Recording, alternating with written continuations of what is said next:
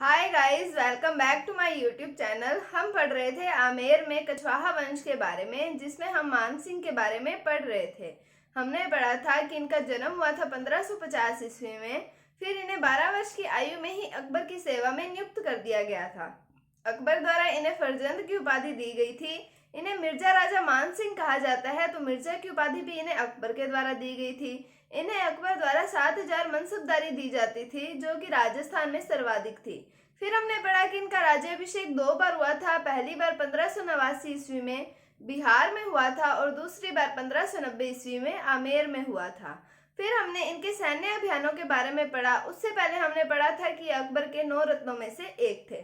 सैन्य अभियान में बंगाल अभियान में हमने देखा कि इनके 3 पुत्र वीरगति को प्राप्त हो गए थे, जगत सिंह, हिम्मत सिंह और सुरजन सिंह।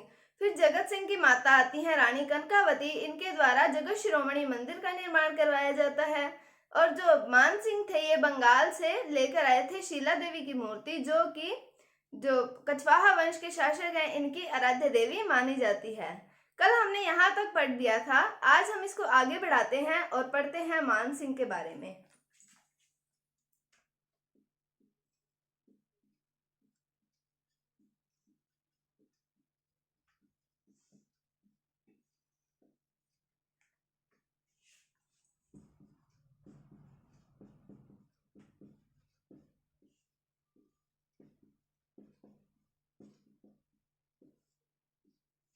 हमने पढ़ा था कछवाहा वंश की आराध्य देवी हैं शीला देवी।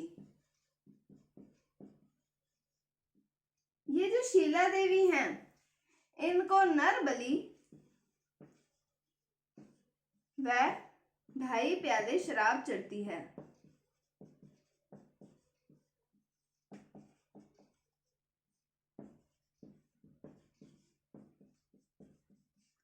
तो शीला देवी जो है, इनकी आराध्या देवी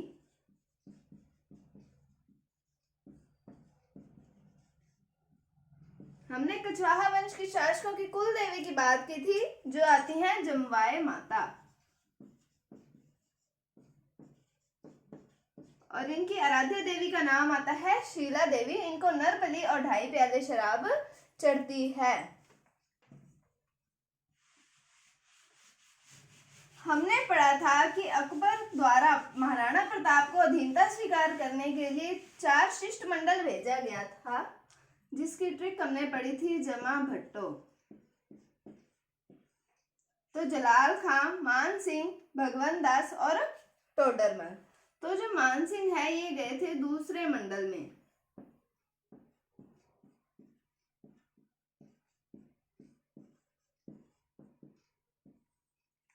ये दूसरे मंडल में गए थे, प्रताप को अधीनता स्वीकार करवाने के लिए ये गए थे।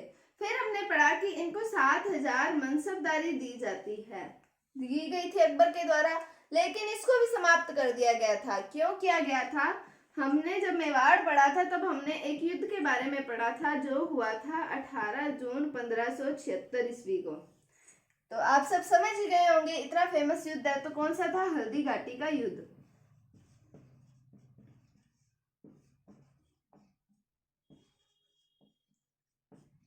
तो ये युद्ध जो था, ये अनिर्णायक युद्ध था। इसमें नेतृत्वकर्ता कौन थे? मान सिंह। लेकिन ये अनिर्णायक युद्ध था, इस कारण जो अकबर है, उन्होंने इनकी मनसबदारी को कर दिया था समाप्त। तो अकबर ने इनकी मनसबदारी को किस युद्ध के बाद समाप्त किया था? हल्दी घाटी के युद्ध के बाद में। कब हुआ था? 18 जून 1576 ईस्वी को हुआ था। तो ये दूसरे मंडल में गए थे प्रताप को अधीनता स्वीकार करवाने के लिए, और हल्दी घाटी के युद्ध के बाद इनकी मनसबदारी को समाप्त कर दिया गया था, जो कि इनको 7000 मिलती थी।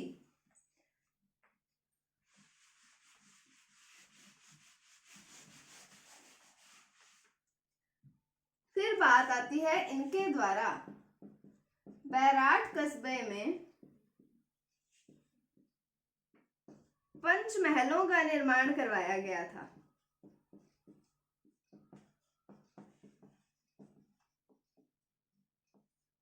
और जब अकबर अजमेर दरगाह पर आते जाते थे, तब वो यहाँ पर विश्राम करते थे।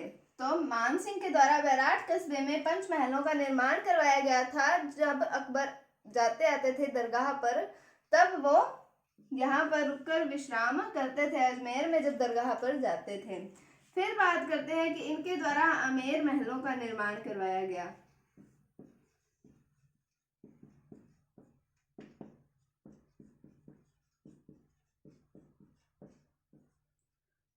फिर बात आती है कि मिर्जा राजा मान सिंह ने अपनी पोत्री इसका विवाह करवा दिया था जहांगीर के साथ।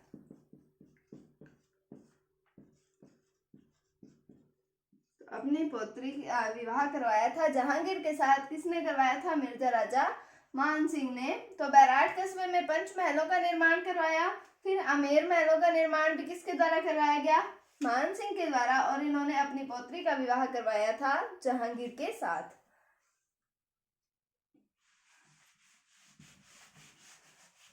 फिर हमने दादू दयाल के बारे में पढ़ा था। तो दादू दयाल ने, उनकी एक रचना आती है, दादू दयाल की रचना आती है दादू वाणी। ये रचना जो की थी ये इन्होंने मान सिंह के काल में ही की थी। तो दादू दयाल द्वारा दादू वाणी की रचना जो की जाती है वो मान सिंह के काल में की जाती है। फिर बात आती है इनकी दरबारी विद्वानों की। तो इनके पहले दरबारी विद्वान आते हैं जगन्नाथ। इनके द्वारा मान सिंह कीर्ति मुक्तावली नामक ग्रंथ लिखा गया था। फिर बात आती है मुरारी दास की। इनके द्वारा मान प्रकाश नामक ग्रंथ लिखा गया था। फिर बात आती है दलपत राज की। इनके द्वारा पत्र प्रशस्ति और पवन पश्चिम नामक ग्रंथ लिखे गए थे। फिर बात आती है एक फेमस विद्वान आते हैं जिनका नाम आता है पुंडरीक विठल। इनके द्वारा रागमाला, राग मंजरी, नर्तन निर्णय,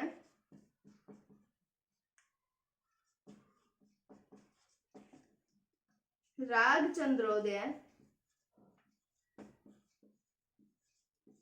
और दूनी प्रकाश। दूनी प्रकाश का नाम इन्हीं प्रकाश भी आता है।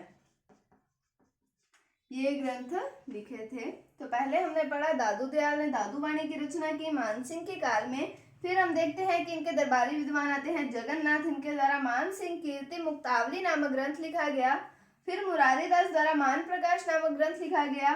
दलपत राज ने पत्र प्रशस्ति और पवन पश्चिम नामक ग्रंथ लिखे थे। और पुंडरीक विठल, ये मोस्ट इंपोर्टेंट विद्वान आते हैं। इनके द्वारा रागमाला, राग मंजरी, नर्तन नृत्य, राग चंद्रोदय और दूनी प्रकाश नामक ग्रंथ लिखे गए थे। इनके दो और प्रमुख दरबारी विद्वान आते हैं जिनके नाम आते हैं हरिनाथ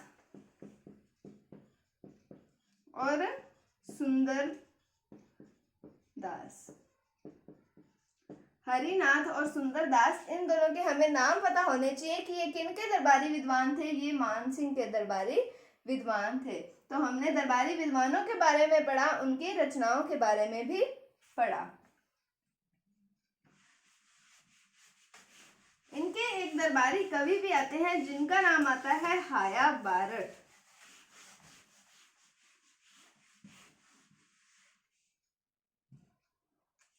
तो इनके दरबारी कवि का क्या नाम आता है? हाया बारट। हाया बारट किनके दरबारी कवि थे? मिर्जा राजा मान सिंह के दरबारी कवि थे। फिर इन्होंने पुष्कर में मान महल का निर्माण करवाया।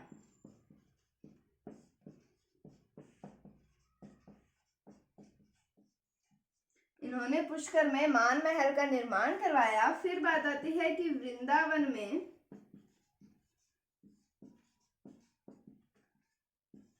राधा गोविंद मंदिर का निर्माण करवाया?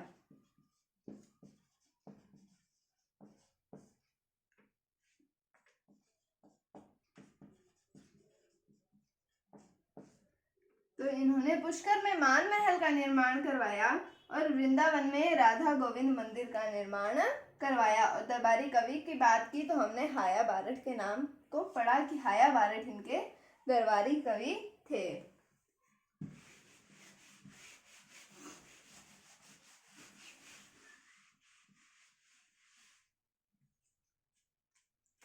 फिर आती है, इनकी मृत्यु होती है 1614 ईस्वी में। कुछ बुक्स में आता है कि इनकी मृत्यु होती है महाराष्ट्र में। इनकी मृत्यु होती है 1614 ईस्वी के अंदर इनकी मृत्यु हो जाती है। उसके बाद शासक बनते हैं भाव सिंह। तो भाव सिंह का टाइम पीरियड आता है 1614 से 1621 ईस्वी तक। भाव सिंह के कोई पुत्र नहीं था, लेकिन ये शासन करते हैं 1614 से 1621 ईस्वी तक। फिर इनके बाद में शासक बनते हैं मिर्जा राजा जय सिंह। तो मिर्जा राजा जय सिंह के बारे में हम कल पढ़ेंगे। हमने आज पढ़ा मानसिंह के बारे में, हमने इनके निर्माण कार्यों की बात की, इनके दरबारी विद्वानों की, दरबारी कवि की बात की, और ये था मानसिंह के बारे में। अब हम पढ़ेंगे आगे अगली वीडियो में। उम्मीद है आपको टॉपिक समझ आया होगा। अगर आपको कोई डाउट है तो आप कमेंट सेक्शन में पूछ सकते हैं। अगर आपको वीडियो थोड़ी सी भी अच्छी लगी है तो इसे लाइक कीजिए, शेयर कीजिए, और अगर आप हमारे चैनल पर नए हैं तो इसे सब्सक्राइब जरूर कीजिए। Thank you, thanks for watching, bye bye.